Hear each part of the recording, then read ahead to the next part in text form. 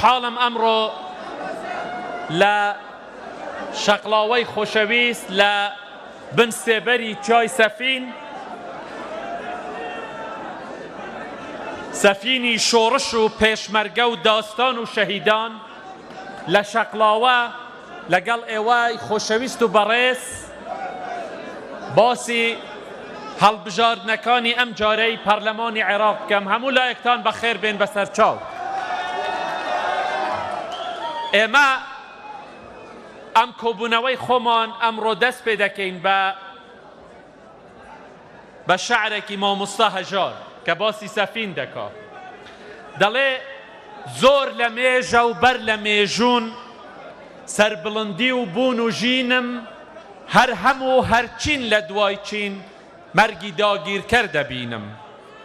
دژمنانی کورد زۆر هاتوونە سەرمان و ڕاونراون، من لە مەیدانی خەباتە چەقیوم، من سەفینم. بەڵێ خۆشەویستان، قسەکەم ئەوەیە چۆن مامۆستا هەژار لە شعری خۆیدا فەرمووی کورد لە مەیدانی خەباتە چەقیوە سەفینە. ئەمڕۆژ لە بانگەشەی هەڵبژاردنی پەرلەمانی عێراق ئێمە وەکو پارتی دەڵێن ئێمە لە مەیدانی خەباتدا چەقیوین، ئێمە سەفینین.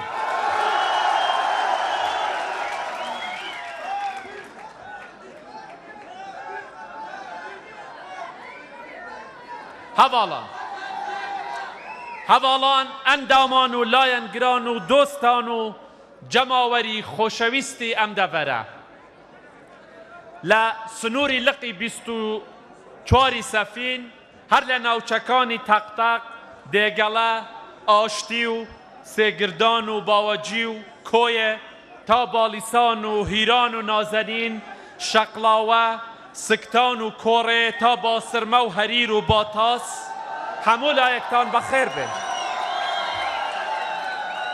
ئێمە ئەمڕۆ 10 ڕۆژی ترمان ماوە کە لە 12 مانگدا پارتی دیموکراتی کوردستان چاوی لە دڵسۆزی و هیممەتی ئێوەیە بۆ دەنگدان بە لیستی 184 پارتی دیموکراتی کوردستان.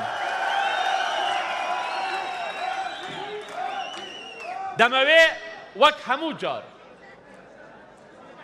هەموو جار دووپاتی بکەنەوە کە پارتی حزبی شۆڕش و خەبات، حزبی مێژوو و سەروەری، حزبی ڕاپەڕین و سەرکەوتن و دەستکەوتەکان، حزبی ئاوەدانکردنەوە و بتنیادنان، حزبی ڕابردوو، ئێستا و ئایندەیە.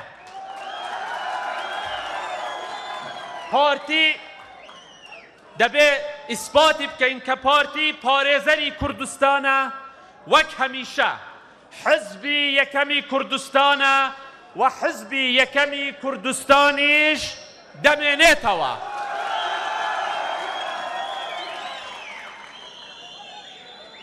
کوردستانیانی خۆشەویست، خەڵکی کوردستان مافەڕاواکانی خۆیان دەوێت، ئارامی و پێشکەوتن و ئاوەدانی و ژیان و خۆشگوزەرانی و ئایندەیان دەوێت، هێزێکیان دەوێت کە بیان پارێزێت و بەرگریان لێ بکات. بەڵێ خەڵکی کوردستان بە ئەزمون بینیویانە، بۆیان دەرکەوتووە کە لەگەڵ پارتی دیموکراتی کوردستان هەموو ئەوانە و زیاتر و زیاتریش دەستکەوتیان دەبێ.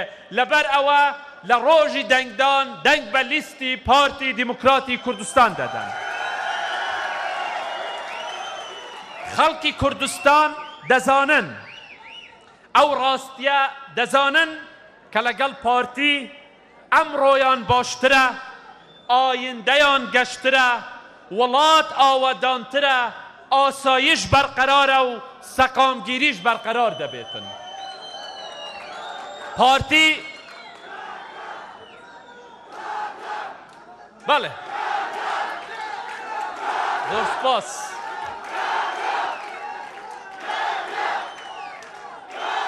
بەڵێ فەرمووی. هەواڵان بەڕێزان، پارتی بۆ پاراستنی دەستکەوتەکانی کوردستان و مانەوەی قەوارەی سیاسی دەستوری و هەرێمی کوردستان بۆ داواکردن و دابینکردنی مافەڕەوەکانی گەلی کوردستان بۆ ئایندەیەکی باشتر و گەشتر بۆ گەنجانی کوردستان دەچێتە بەغدا نەک بۆ ململانێ و شەڕی بێمانای سەر تەلەڤیزیۆنەکان. خۆشەویستان، بەڕێزان، بە قسەکەم کەم عەفو یەک دەقە هەڤاڵی ناخ. بەڕێزان، کوردستان لە بەغدا پێویستی بە پارێزەرێکی سەرسەختی وەکو پارتی هەیە کە تەنها و تەنها خەمی کوردستانی بێت و لە پێناو بەرژەوەندی کوردستان خەبات بکات و هەوڵ بدات و تێکۆشان بکاتن.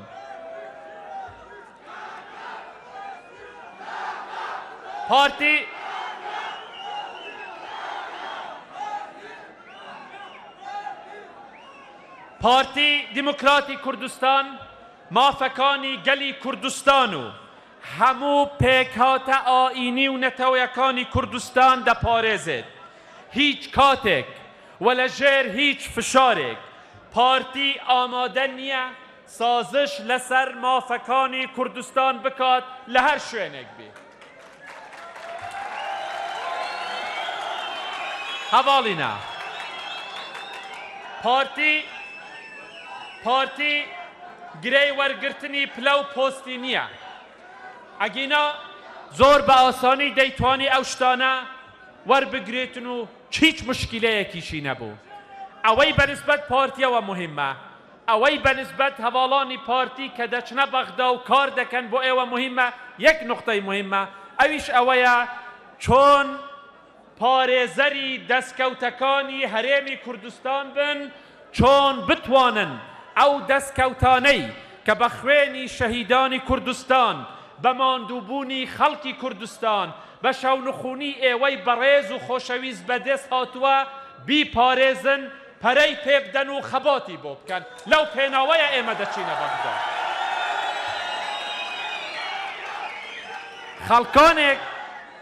خەڵکانێک بۆ ئەوەی ئێوە سارد بکەنەوە لە خەبات، بۆ ئەوەی جددی نەبن، دەڵێن باشە ئەگە پارتی ڕفراندۆمی کرد بۆ دەچێتە بەغدا. ئەمە پرسیارێکە زۆر جار دەکرێ. من دەمەوێت لێوەرەوە پێتان بڵێم ئێمە کە ڕفراندۆمیشمان کرد یەک شعاری ئەوەمان هەبوو کە کێشەکان دەبێ بە دایۆلۆگ لە چوارچێوەی دەستور لە عێراقدا چارەسەر بکرێن. ئەمە بووە بەرنامەی ئێمە کە بەرەو ڕفراندۆم چوین دەمانەویست بە بەغدا بڵێن کە ئیتر بەسە، دەمانەوێ پێیان بڵێن کە دەبێ مافەکانی دەستوری هەرێمی کوردستان جێبەجێ بکرێتن و دەبێ لەوەی کە ئەم گەلە خەباتی بۆی کردووە، قوربانی بۆی داوە، شەهیدی بۆی داوە، دەبێ بپارێزرێ و ئەو دەستکەوتانەش زیاتر بکرێن. پارتی بۆ ئەوە دەچێتە بەغدا. ئێمە پێیان دەڵێن، ئێمە بەوان دەڵێن پارتی ڕۆژێک پێش و ڕۆژی دوای ڕفراندۆم و ئێستاش دووپاتی دەکاتەوە. دەرگای دیالۆگ و گفتوگۆ لەگەڵ بەغدا داناخەین. لە هەموو بارودۆخێکدا بەغدا بە هاوبەشی گرنگی هەرێمی کوردستان دەزانین. بۆیە بە گەیشتن بە مافەکانی گەلی کورد حتا دەرفەتێک بۆ گفتوگۆ هەبێ، هیچ شێوازی تر پارتی ناگرێتە بەرد و داوا دەکا بە گفتوگۆ کێشەکان چارەسەر بکرێن. کاکە تەمەن درێژ بی ئینشاءالله.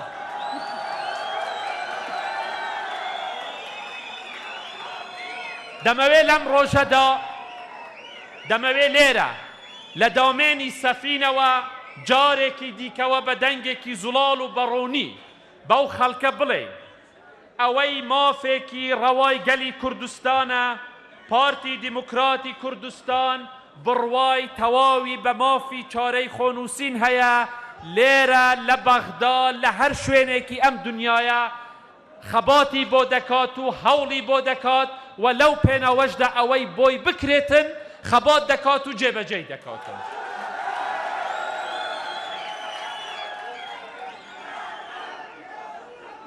کوردستانیانی خۆشەویست، پارتی وەک هەمیشە بە بەرچاوڕوونیەوە و بە پلانەوە دەچێتە بەغدا. بۆ هەرێمی کوردستان زۆر گرنگە کە پارتی بە سەنگەوە وەکو هێزی گەورەی کوردستان بەشداری لەم هەڵبژاردنانە بکاتن.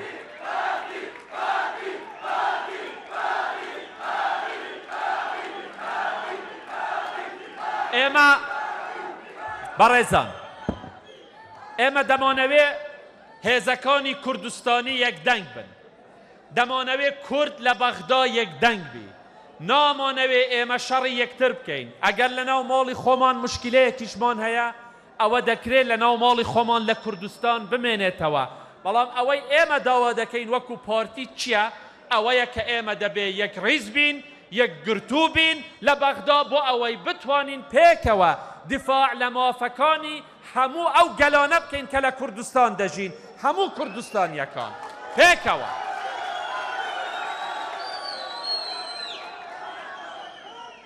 پارتی دووپاتی دەکاتەوە. ئەو شەڕە بێ ئەنجام و یەکتر شکاندنە بە تایبەتی بە ئامانجگرتنی خانمان بە توندی ڕەت دەکەینەوە و ئیدانەی دەکەین. پارتی بە هەمان نەفەسی پەرۆشی هەمیشەیی بۆ یەک ڕیزی و تەبایی کار دەکات و داوا دەکات هەموو لایەنە کوردستانیەکان ئەوەیان لەبیر بێت کە لە بەغدا بۆ دەستکەوتەکانی کوردستان خەبات بکەن و کار بکەن.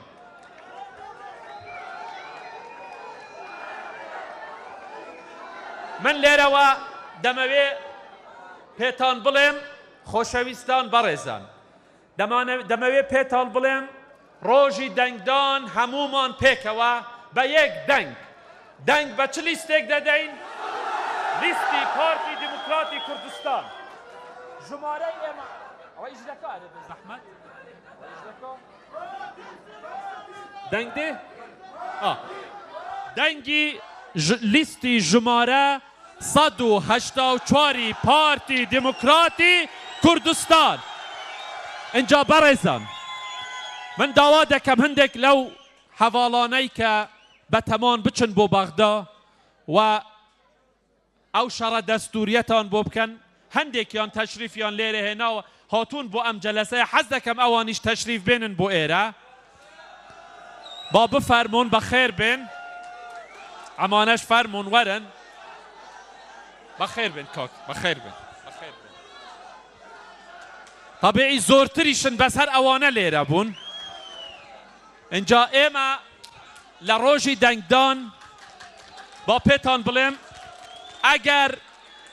ئەگەر پارتی بە قووەت بێ لە بەغدا لەبیر نەکەن کوردستان بە قووەتە. ئەگەر پارتی بەهێز بێ لە بەغدا زۆر باشتر لەسەر مافەکانی گەلی کوردستان شەڕ دەکاتن و بە قووەتەوە بچێتە بەغدا دەتوانێت ئەو مافە دەستوریانە جێبەجێ بکات کە هەمووتان خەباتتان بۆی کردووە و کارتان بۆی کردووە. دەنگدانتان من ئاخر قسەم ئەوەیە، دەمەوێ پێتان بڵێم لە ڕۆژی دەنگدان لەبیر نەکەن هەمووتان بۆ سندوقی دەنگدان و دەنگ بە لیستی پارتی دیموکراتی کوردستان بدەن. بە خێریش بێن سەرچاو. ئەمانەش لێرەن، کاندیدی تریشمان هەیە، دەسەلامێکیشیان لێ بکەن برادەرینە، فەرمون. بەخێر بێن. بە تەکید ئەم هەواڵانە و ئەو هەواڵانەی کە لە ناو لیستی پارتین هەر هەموویان وعدتان دەدەنێ کە لە بەغدا پارێزەری ماف و دەستکەوتەکانی ئێوە بن. هەموو لایەکتان بەخێر بێن بەسەر زۆر سپاس. بەخێر بێن. زۆر مەمنون. زۆر سپاس.